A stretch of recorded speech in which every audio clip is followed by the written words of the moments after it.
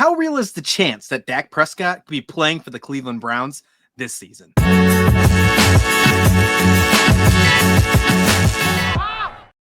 Welcome on into the 32 Blueprint. I'm Christian Rao here with Nick Maravets. He took his sunglasses off. I don't know why. He was looking cool. Now I'm not quite sure. Welcome into the Ultimate NFL Experience podcast. We are bringing it to you every single day, dropping the hottest topics in the National Football League. Nick, the biggest topic for today, which is absolutely crazy. I don't even know if it's true, but Dak Prescott could be a Cleveland Brown heading into next season. There's a rumor that came out. Now this came out. Let's just get the little ground rules here. Bruce Drennan, he's a Cleveland sports guy, talked about on his show that he was hearing these rumors, and he said multiple sources too. And he also did say take it for what it's worth, so whatever the case may be. But he said the reason that Myles Garrett was so adamant to come back to the Cleveland Browns had nothing to do with money, right? Nothing to do with that. No, of course not. But the reason that he came back is because Cleveland is interested in adding more to the quarterback room to make actually be a competitive team. And in their eyes, the way to become a competitive team is calling Jerry Jones on the phone and figuring out a trade for Dak Prescott. I don't know how much truth this is. A little context for our viewers here. You and I were actually making a joke in the text messages earlier today, and I actually made a joke saying, why don't the Cleveland Browns trade for Dak and just go ahead and that sounds like the Cleveland Browns move to make. I'm a Dak, so I wasn't really waiting for that anyways. And then we saw this rumor. One, I don't know if is that considered Mandela effect or is that considered deja vu? I think it'd probably be more deja vu in this case. Yeah, it's like a glitch in the matrix. I was going to say if you weren't going to bring it up, I was, because we were just theorizing about the draft and what could potentially happen prior to this season and just literally just making things up, like just talking. And then all of a sudden it's like, this is a legitimate potential option. I don't know if this is a crazy, like you said, it just total Browns move. It really is. I don't know if the Browns will ever escape the allegations, but looking at Dak Prescott this last year, 1978 yards, 11 touchdowns, 8 interceptions, 45.3 QBR. Obviously was hurt in there as well, so you got to remember that. But also, it's Dak Prescott. Everybody remembers the ending against San Francisco and the disaster and that's like kind of fun to watch, if you're not a Cowboys fan. So sorry to all the Cowboys fans out there, but I'm curious if you're a Cowboys fan, like, do you want to move on from Dak? I feel like the fan base has to be pretty split at this point because you're not seeing great results, and maybe he sees more success in Cleveland. It doesn't really, that'd be a stretch, but from the Cowboys perspective, if this were to go down, would this be a benefit or a downfall? Well, I guess it all depends on what they decide to do if they do move on from Dak Prescott. Speaking of theories, if you will, as you just mentioned, I found this one right after the rumor and on Twitter X or whatever. John Friscella, NFL Friscella, I think that's how you say it. Just a fun account here, said that there's a developing NFL theory. Number one, the Browns trade for Dak Prescott. Number two, the Cowboys move to draft Shedeur Sanders. And number three of the theory, to put it all together, as we like to say in Chuck and Larry, it's a circle, okay? Deion Sanders becomes the Cowboys head coach next season, which is why they hired Patsy. He said the word Patsy, Brian Schottenheimer, as their cheap placeholder. What do you think about that? And we're going into talking about glitch in the matrix, a different universe, the multiverse here. We're entering the NFL multiverse where Deion Sanders could become the head coach of the Dallas Cowboys, and they draft Shedeur Sanders, moving on from Dak Prescott to the Browns. Do you believe any of this? Do you think any of this has any type of weight? Actually, I kind of do. It's all adding up now. It's all making sense.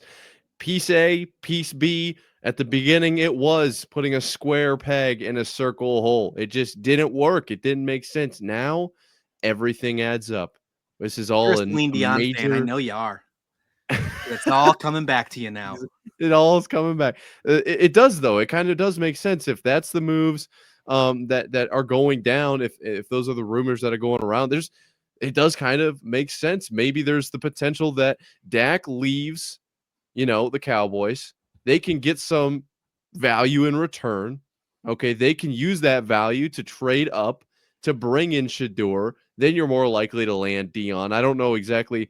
It's been months since we talked about this, Dion to the Cowboys, because there was a lot of shutdown. Like, nope, this is not the case. The people close to Dion that said it was maybe a possibility, it's no longer.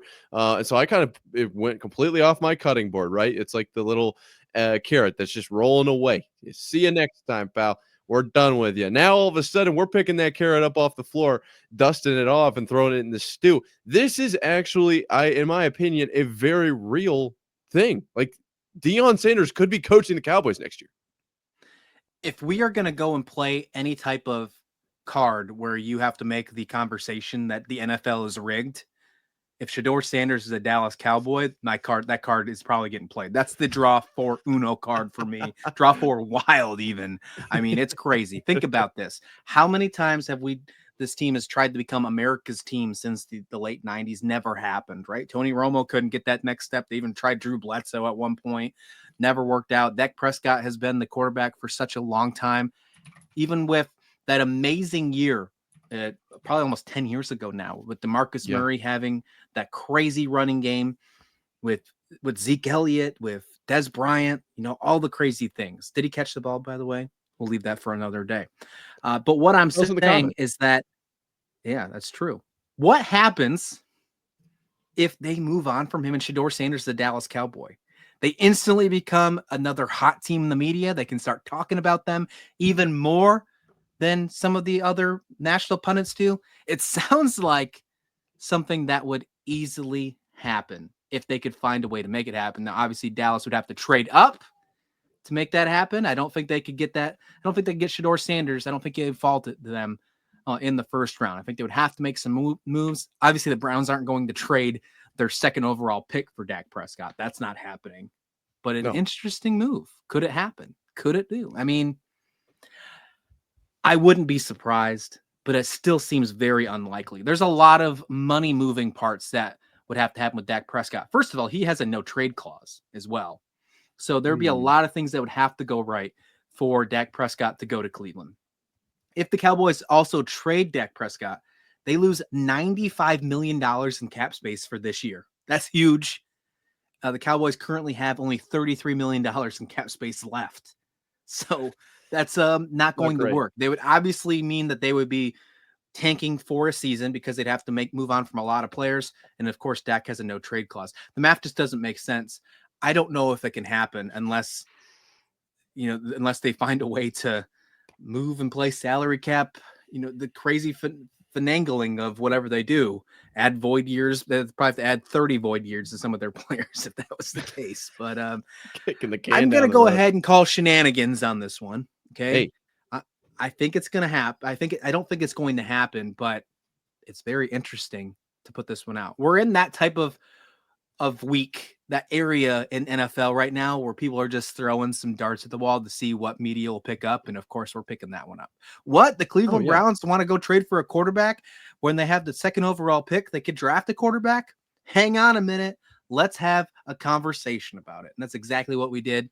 But I'm going to go ahead. Wing. Hey, I got one more point for you here. We didn't touch on this. Let's go. I'll make this quick. You somehow talked me into this situation while actively telling me it would never happen. So that's crazy. That's fun. One of two things is happening here. Either you are underestimating Jerry Jones or I am overvaluing his abilities. I don't know if you've seen 4D chess. Jerry Jones is capable of playing 10D chess. He thinks 35 years in advance, and there's a reason Jerry World is so successful, and he's built the Cowboys to be arguably everybody, it's America's team, as much as I disagree. So just never put it past Jerry, man. I don't know, man. It just feels like it's too real. We know Jerry is not about winning. Like, we just know that. It's about the brand. It's about the Cowboys. It's not so, that's a part of the brand, right? That's a part of maintaining that brand is you want to win, right? Oh, well, we're real disappointed that Dak slid a little bit too late on that play. And now the Cowboys will. Yeah, well, it's a Southern accent, born in Oklahoma. So, that's a part of the bit. That's a little bit how it goes. But also, he's really about getting the Cowboys brand to where it needs to be. And if This is if they need to just completely throw the Cowboys' winning chances in the what's the thing that grinds up the food in the sink? Maybe they just throw it in the red Salvation Army bucket for a year, like they always. Yeah, there you go. Like if that's what it takes to get. If this happens, the Cowboys will never be out of the media. Right now, they're already like constantly in. They will never, ever, ever, ever leave the media. Like I swear, because it's the Cowboys, and look at what Deion's doing in Colorado and what happened last year with Shador and like it would. I could definitely see this happen. Like finding a way, just any way to make this happen. If there's anyone to do it, it's Jerry Jones. Anyway, moving on. But you talked me into it by actively talking me out of it. I don't disagree with that portion about if anybody can do it, it's Dallas because of just the way it is. But you got me sitting on this whole 35-year thinking in the future. I must sound like a real hater right now. So you're telling me that when Dez didn't catch it, Jerry Jones was thinking, "Don't worry, we're still 17 years ahead of time." When Tony Romo couldn't hold the extra point in the botch snap. I think it was against the playoff game against the Niners. I don't even know if you were alive for that one. Every time these things happen, he's not up there the puppeteer so much. He's checking his little box, huh? Yep. As soon as it happens, immediately going to the whiteboard. Okay, this is what we're going to do. I think if we can all part of the plan over here, folks. Yeah, that's how he does it. He is a genius. Words you will never hear me say on this podcast. Jerry Jones is a genius. Nick Maravets is the one who said that. Make sure that you put that one in the Wikipedia page whenever one is built for this show. Let's continue on this one because, my God, where did we go with that one? I gave you some homework yesterday's episode. Let's turn that in right now. And I asked you what team should trade up in this year's NFL draft. I hope you didn't pick the Cowboys because I think that'd be a cop-out after this last segment. So I hope you didn't. But who do you got? What team should trade up in this year's draft heading into April? And now we are less than a month away. We are now, 4 weeks away from the NFL draft in Green Bay, Wisconsin, at Lambeau Field in what is probably be May, will probably still be a frozen tundra. Can't wait for that to happen. And not only what team should trade up, who should they trade up for? Well, I've got a couple options here. And I don't know who necessarily extra credit nerd. Actually, yes, it is. Welcome, ladies and gentlemen, to the brand new Nick Maravets here. I like Miami, which is odd. Yes, I do understand that. But it feels like they're in a weird situation with Tua. How many years does he have left? What do they trade up for? I can't tell you. Like, I don't think they need to trade up to get a quarterback. I don't think that's the case. But I think if you're going to go in and win now type of situation where you don't know how many years you have left with Tua, Tyreek and the question marks there, like I just think that they might need to go into a little bit of a win now mode. They probably aren't going to trade up to anything crazy. Maybe they go for the record, they have the 13th overall pick. Yeah, maybe they go from 13 to 9 or just to beat out somebody somewhere. Get a little bit of help. I just don't hate that one. Another one, I think Cincinnati. I think if they can find a way to trade up to beat the cap, that would be a smart play for this team just because they're going to be so tied up, obviously in their top 3 right now in Burrow, Higgins, and Chase. And Hendrickson seems to be knocking on the door of some sort of big deal as well. So I don't know where they're going to be at money-wise. They need to get a really solid rookie in quick. Now, do they need to trade up? No. You can draft a really solid rookie, and they have the 17 pick right now. And I don't think that's necessarily like a must trade up spot for the Bengals, but it's a team that I would look out for to potentially jump a few people to try to really, maximize their percentages of cap. I think that if they can get in there a little bit earlier to snag someone, and like it's a Brock Purdy situation, right? Like that's the perfect parallel. Is everyone around Brock Purdy was paid millions and millions of dollars, and Brock Purdy was practically on food stamps in San Francisco for a couple of years. I mean, that was the reality situation, and now look where the team's at. He's going to be making big money, and there's nobody left. And so, if Cincinnati can avoid that situation as much as they possibly can, I think that's a great move for them. I also had Chargers kind of on my board, but that's just because the Chargers are like, it's the Chargers. You never know, especially with Jim Harbaugh. Well, you didn't tell me any of those teams who you would trade for, but I think I got an answer for all of them if I could steal your thing then. If I'm the Miami Go Dolphins, ahead. I'm moving up from 13. Let's say I move up from 13 to 8 with the Carolina Panthers, because I could totally see Carolina wanting to move down, maybe add some assets, since they're still trying to build up some of their assets after losing the whole Caleb Williams, Bryce Young trade thing a long time ago, a couple years ago. So I could see Carolina possibly moving down. If Miami moved up to 8, what if they jumped up to 8 to get ahead of the Bears and the Cowboys if Ashton Genty was still there? And the Dolphins went for him at running back. You got Tua, Yeah. you got Tyreek, you got Waddle. You get a premier running back. Now, I don't know if he's going to still be there at 8. For all we know, he could go in the top 5, and that wouldn't surprise me in the slightest. But I think the latest NFL mock draft, I saw him going at 6 to the Raiders. So 8 might be a stretch, but if he falls just a couple pieces, we don't know what's going to happen in the running back realm, right? If he falls just a couple picks, would Miami make that move? And I think that would be a decent pick for Miami. Would I hate it? Absolutely, but it would be fun to watch him play in the AFC East. For your any rebuttal on that before I move on to the Cincinnati choice you had? Not necessarily. I think Miami, with Achane, but also you're getting a really young talent. Well, Achane was hurt for a little bit last year, right? And they just moved on for Mozart, so they only that's why I say I don't hate it, but I just think that I would put question marks there. I would just be curious, but also it's like kind of more generational talent than some others on the board. So if you can grab, I mean, the conversations that Ashton Genty was in last year, like I don't hate it. Yeah. What do we got for Cincinnati? Cincinnati got to be defense, because even with the Hendrickson, you got to go with defense because of the cap. Now, I'm with you. I think if you trade up, that's going to be a tough sell because you're going to have to add more to the salary cap. Each pick is a little bit higher in value. So I think that they have more of the opportunity of trading down to get out of the first round so they can add more players. But if they did decide to trade up, more players with less salary cap so they can make some more finagling, right? Have a little bit more freedom there. But if Cincinnati did move up, I think if they found a way to move themselves up, maybe to 11, the San Francisco 49ers, who are in this new rebuild right now, they might want to go ahead and get some assets, find a way for a defensive player. You're not going to get an Abdul Carter. You're not going to get anything like that. But if you need another edge rusher, which I don't think you necessarily need, but if you need an edge rusher, you can go after maybe a Mike Green from Marshall, or a really good cornerback from Texas. I think you could probably fit him. That's what I would do. Oh man, Texas cornerback. What's his name? Barron. I think that's his last name.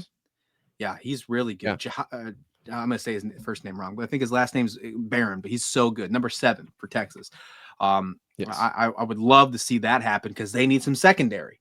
So that's where I would go there. I don't know if I have an answer for the Chargers, man. I don't know. Chargers to me are just so hit or miss, man. They're gonna probably find a way. They're gonna probably find a way to make the playoffs, but at the same time, you're like, what?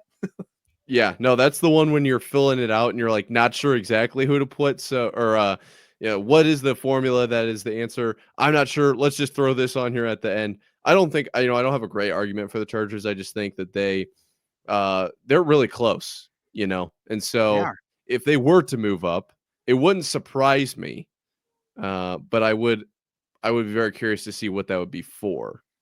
Maybe it'd be like for a Michigan man or something. Maybe Harbaugh's got a piece and he just wants one more guy, someone he fell in love with at the combine while he was drinking his 4 Diet Cokes. I saw that, by the way. Look on NFL Network, the amount of Diet Cokes. He didn't want anything to do with the Starbucks beef. He decided to get his caffeine from the. That was wild. DC. That was wild. Yeah. Starbucks. No security involved, allegedly. So that's fine. No security involved there or at the Dallas airport just a couple days ago. Did you see that? Woman running around naked. I did see that actually. Insane. Yeah. Insane. That was. See the type of breaking news you get on this show, folks. We talk about football, naked women, you name it. We get it all here on this show. If I had to say one you did not mention, if I had to give you one, I'll give you one of my pieces. I think the Las Vegas Raiders should trade up. I think they should be calling the Cleveland Browns or the New York Giants for 2 or 3, and I think they should go after Shedeur Sanders. I think Vegas Raiders, Shedeur and Brady have a good relationship. We've seen that. Yeah. I'm doing some trainings on the sides. They don't have a quarterback of the future. They have Geno Smith, but is he the future quarterback? I see him more as a bridge right now to build around Pete Carroll. Shedeur Sanders with the Raiders as a long-term option in Vegas? Question mark. Bring it on for the first of the day. For the first of the day, if the Raiders make that move and sign Shedeur Sanders, or draft him rather, I suppose, is that enough to dethrone the almighty Kansas City Chiefs? Oh, no, because I don't think No. not this year, maybe next year, because I don't think that Long he's term. a day one starter. Long term, I think we are already on the cusp of seeing Kansas City being dethroned, kind of like where the Patriots were. They moved down. I think we're on the cusp of that. I think Denver's doing a great job. I think now Sean Payton finally has his hands full in the cookie jar in Denver, getting away from that crazy Russell Wilson contract, which is finally going to go away with all that dead money very soon. You can't ever count out Harbaugh, even though we don't know what they want to do in the draft, but they're so close. You can't count him out. He was great in the NFL before he went to Michigan. He was great in Michigan. He's going to be great with the Chargers. Herbert, I think, still hasn't unlocked his full potential. And then if you have Pete Carroll and Tom Brady, two of the greatest football minds in charge of an organization, I think you can't rule them out either. So I think we're in for some of the greatest football in the AFC West over the next couple of years. But I think we are soon going to see the throne of the Kansas City Chiefs. And that's not a knock on them. I mean, they've been so high for a long time. You can't be at the very top forever. The Patriots found that out. And just like when Bill Belichick left, I'm pretty sure Andy Reid only has maybe a few years left in him. I like the way he says nuggies in that State Farm commercial, but I don't think he has a lot of time left. Yeah, Fumble Rooski is good too. But when he says, let me get some of those nuggies, I laugh my ass off every time. I mean, you could put that commercial on every break during an NFL game, and if I have a chance to watch it and the volume's up and he says nuggies, I laugh. Oh yeah, no, I am Andy Reid 100%. nuggies. I want that on a T-shirt. Andy Reid just saying nuggies. Yes, I am not a big fan of the Kansas City Chiefs football team. Okay, but their commercials they don't miss. They are funny every single time they get behind that camera, or I guess in front of the camera, and they with the Sharpie. He throws away the Sharpie on the airplane. Yes, great stuff. So dude. Good. They don't miss. But to your point though, in 5 years, it's gonna be oh man, you got to fire up a little bit. I don't think it's even gonna take 5. I'll go hotter than that with you. I think Denver outthrows them. There's a chance that Denver wins a division this year. Oh, for sure. I think it's still the Chiefs. I think they got one more year. The whole run it back scenario, I think, is still going to be in play. But after this season, I think we're on the path to what happened in New England. Travis Kelce will be gone. Yeah. Yep.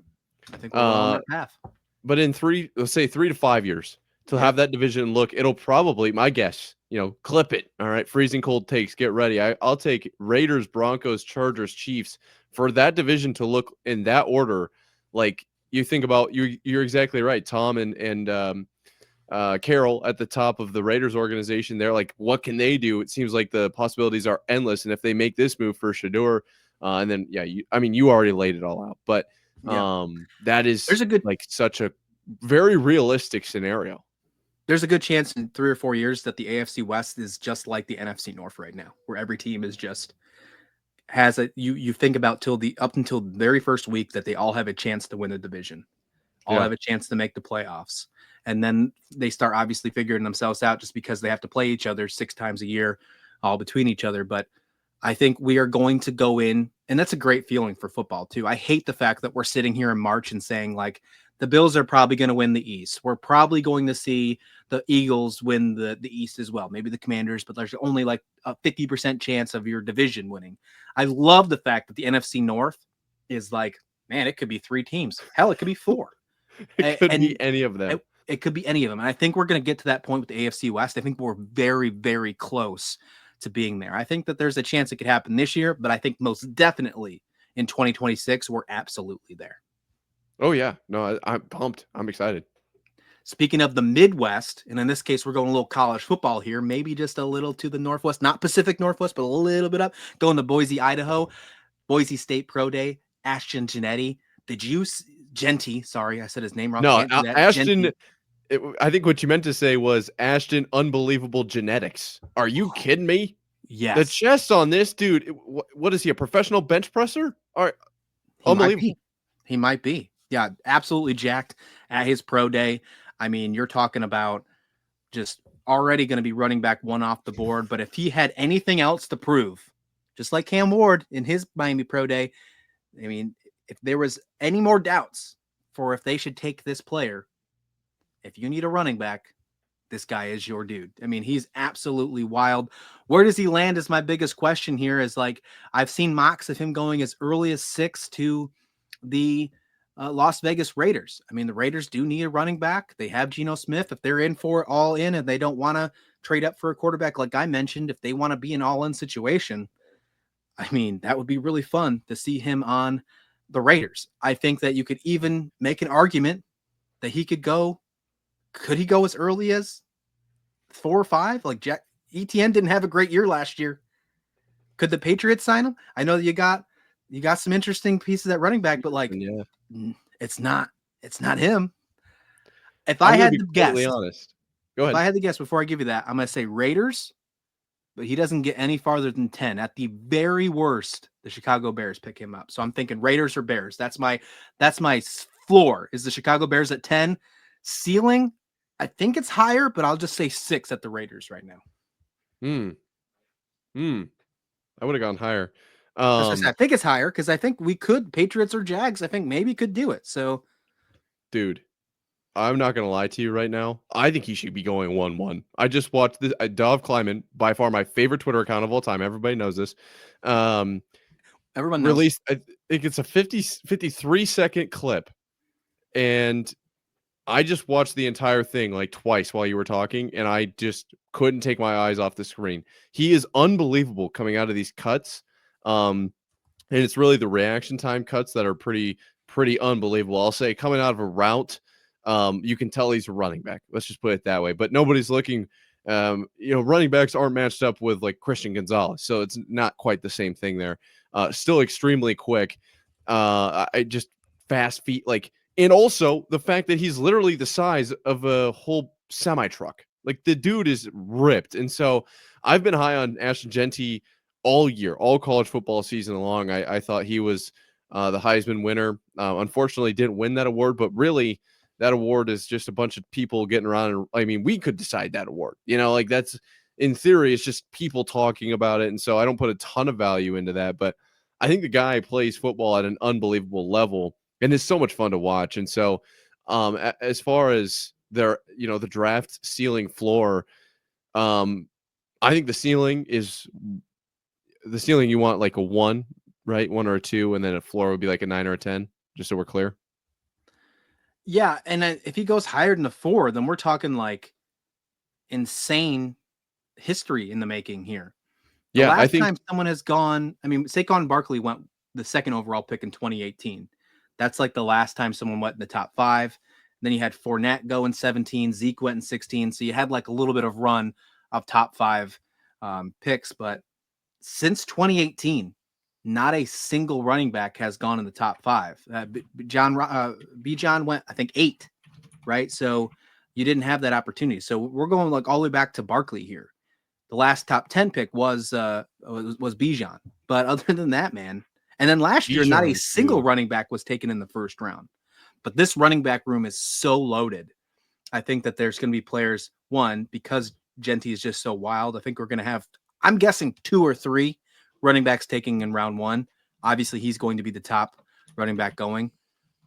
But could you imagine if someone trades up? Maybe New England is willing to trade down. Maybe they want a wide receiver or an offensive lineman. We're going to get into an offensive lineman talk in just a minute. Maybe they're willing to listen to something on, maybe the Dallas Cowboys are willing to trade up to get him. I'm going to be honest. What if the Browns take him at 2? Like is he that level? Is he that? Because it would fill a little bit of a hole. Obviously Chubb, very, very good running back, but I kind of wonder if Jeanty is on like a Saquon level of play. Like I don't know. I don't think that's a crazy take. Just take him at 2. You don't even have to trade up. They don't have to move. We know Cam Ward's going 1. Just take him at 2. You deepen your running back. Is that the right play? Probably not. It's interesting. But he's I will really say this. Good. Yeah, 1, Nick Chubb's not a Brown anymore as of right now. He is a free agent. Oh, free agent. Okay. Yes. Now there is rumors that and buzz that he is going to re-sign with Cleveland. There has been some stuff going around, but as of right now, Well, if Dak's he's going on the there, market. if Dak's going That's true. there, Maybe if Dak gets traded there, maybe Chubb's like, I'm in, bro. Let's go. Let's run it yes. back. Let's do it. Maybe Zeke will be there with a cereal bowl and spoon. Who knows? But with that being said, I will say that to me, I think getting him at 2, especially in a draft where there is a need for the quarterback position at the very top of the draft. If I'm Cleveland, a team that has all of this salary built into Deshaun Watson, now I think they already know that he's just sitting there with dead cap, basically. He's not going to probably play next season with his injury. They just kind of have to just wait for that contract to be over. But I think it might be irresponsible for Cleveland to draft a running back, generational or not, to draft a running back when you need everything else. If you are trying to get a running back in the first round and you're the Cleveland Browns, you need to trade back. You need to take some more assets the way you're at. I think you just can't do it. And believe me, I would love to see it happen. But I will go ahead and add one more caveat. If Genty goes before Travis Hunter in the draft, is that like a checkmate? That's like it's one of those where if that's what happens, Genty wins. If that's not what happens, Genty doesn't lose. Okay, I want to make that very clear. But if that does happen, that's a total gotcha. Yep, that's ball don't lie right there. There you go. Ball don't lie. Well, we got to see who's lying and who's not lying in this one, because there's a certain offensive lineman, as we wrap up this show, that is continuing to split the critics, and it's going back and forth. And I've heard it the entire time since the combine, before the combine. I think I heard it while he was in college as well. LSU's Will Campbell, as of right now, offensive tackle. There's a lot of talk that he will most likely be moved into a guard position, which might hurt his draft stock because of his arm size, which could hurt from, obviously extending a defensive end, getting away from pressures, whatever the case may be. Are you buying this? You thinking this is an issue? And if so, do you see another offensive lineman maybe jumping him? Does that hurt his impact at being the first offensive lineman taking off the board in the draft next month? I'm just going to pull the quote that he said here. Okay. At some media, I said, quote, "For 2 years, nobody had any measurements on me and nobody said anything about my play. So now all of a sudden arm length decides if I'm a good player or not. I think it's BS." End quote. It's literally just like tape. Look at the tape. I think if you want to get too into the measurements, you can kind of find yourself in a hole.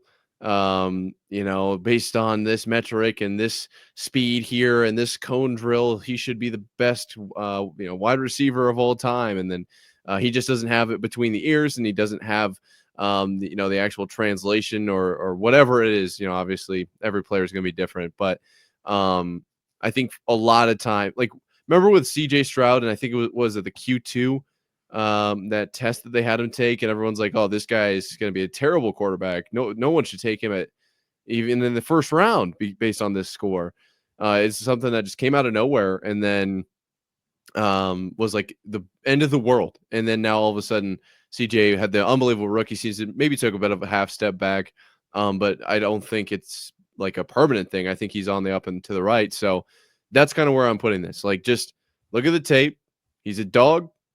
And move on. Like I don't think this is too worthy of conversation, but obviously people are going to find things to talk about, and there's also potential that there's teams below. Let's say the Patriots take him at 4, right, and then maybe the Jets. Oh, the Jets would so do this. The Jets want him at 7, so they can go out and be like, "Oh, well, look, he's a good guy, but look at his arm size."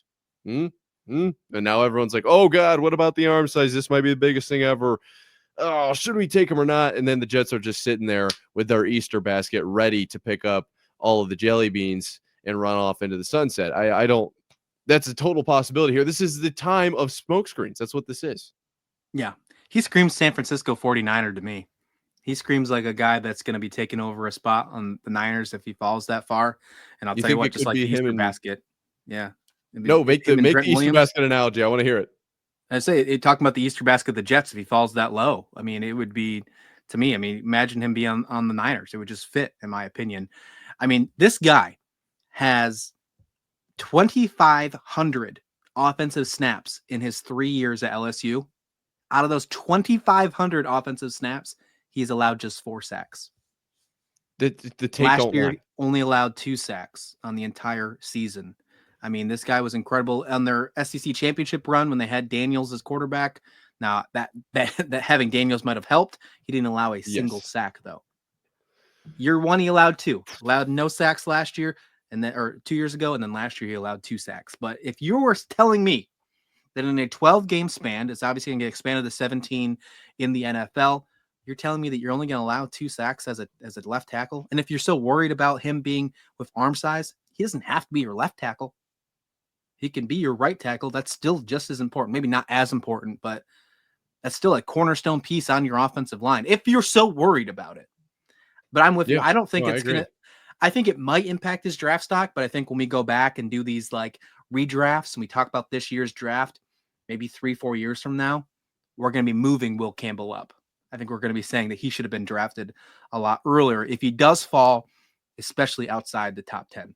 There's my freezing cold take of the day. You had one, I had one. Look at that. Look at us. Look at us. I'm just looking at Alex Barth, beat reporter for New England. I guess I should pull up exactly who he writes for. Give me 2 seconds while it loads. 95, the Sports Hub. Talked with him. Cool dude.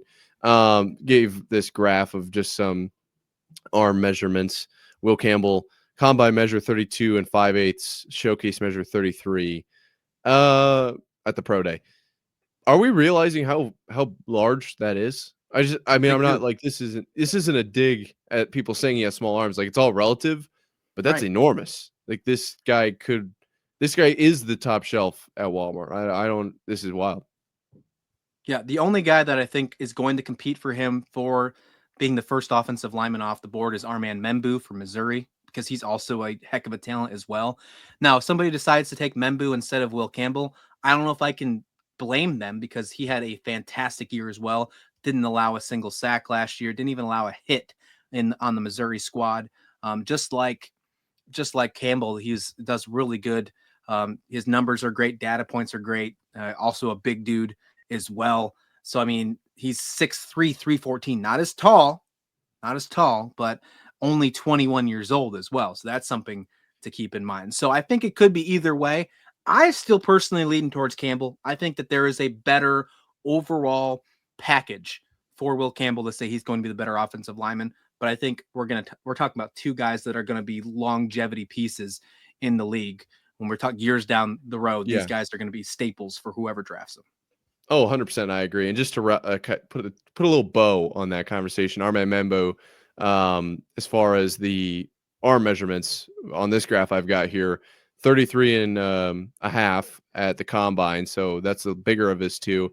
Then at his pro day, 33 and an 1/8. So only an 1/8 of an inch longer than Will Campbell at their respective pro days, and almost an inch longer at the combine. So, like, I don't know. I guess maybe I don't know how much an inch is in our measurement, but like, to me, that's pretty similar.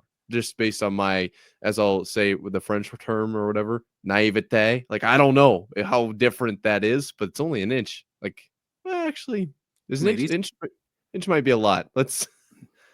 Inch might be maybe I'm gonna redact my statement there. Nonetheless, those are the measurements, and so you kind of take that in. But the age, and I do think you're right. At the end of the day, 5 years from now, both these guys be at the top of the game. I love it. Let's get on out of here. I got an exciting lunch today. I'm going to make myself I call it taco salad. It's not really taco salad. It's more like a nacho kind of thing. But, I got the ground beef. I do, the whole bunch of things, the beans, the chips, the melted cheese, all that good stuff. I even had corn in there, which I like to also call see you laters. So there's just a lot of cool things that I like to do on this one. I'm excited for that. You know what? You should. I got into this. I'm using Greek yogurt as like a pasta sauce. Yeah, Whoa. It's interesting. Crazy. I know. Did not expect it. It's like Greek yogurt, lemon, and then just like a bunch of seasonings. Basically, is what it is, and it sticks to it like glue. It's so good. It's your French and Italian on the same episode, huh? If you've made it to the about 40-minute mark on this episode and you want the recipe, put it in the comments, and I will literally respond to you with what I put in this, because I wrote down on a recipe card because it was so good. So shout out to us for putting together just top tier lunches. Oh my goodness. I'm so proud of you that you practiced your handwriting skills today too. All right, let's get on out of here. Thanks so much for listening to the 32 Blueprint. We'll see you back here tomorrow.